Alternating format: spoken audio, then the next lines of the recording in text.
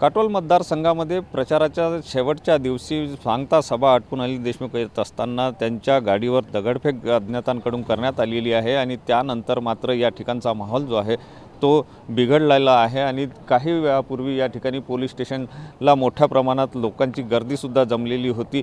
ते मात्र पोलिसांनी आता सर्वत्र जे आहे ते सुरक्षा व्यवस्था वाढवण्यात आलेली आहे। पोलिसांकडून या ठिकाणी सगळी दक्षता घेण्यात येत आहे आणि एकंदर जर या ठिकाणी परिस्थिती जर बघितली तर आता पोलीस स्टेशनच्या बाहेर जर आपण या ठिकाणी आपण बघू शकतो फक्त या ठिकाणी पोलीस लागलेले आहे, मात्र जे कार्यकर्ते या ठिकाणी प्रदर्शन करत होते ते या ठिकाणी आता पाहायला मिळत नाही।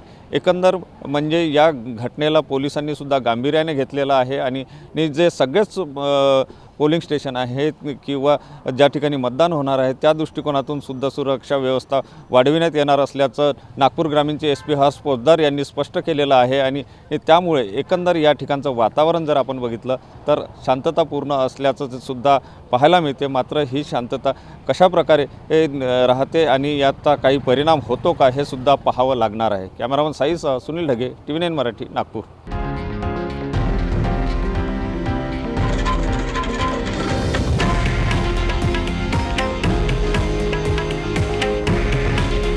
हे आहे देशातील नंबर 1 न्यूज नेटवर्क आणि आपण पाहत आहात TV9 मराठी।